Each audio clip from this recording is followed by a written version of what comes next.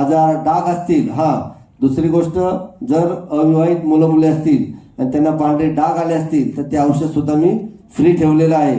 कारण त्या मुलीचं लग्न होणार असतं, बरोबर ना, त्या मुलाचं लग्न व्हायचं असतं, म्हणून ते बी औषध आपण फ्री ठेवलं.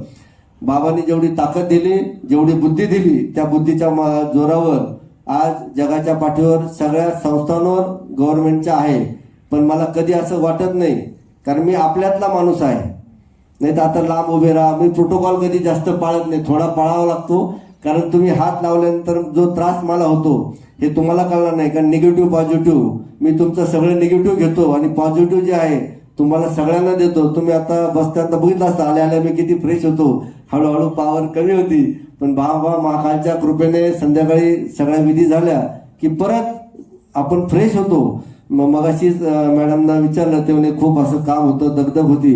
म्हणलं ते म्हणे माझं वय 51 आहे. म्हणलं माझ्यापेक्षा 30 वर्षांनी मोठे आहात आपण, कारण माझं वय जर 21 आहे तर तुम्ही सगळे माझ्यापेक्षा मोठे आहात.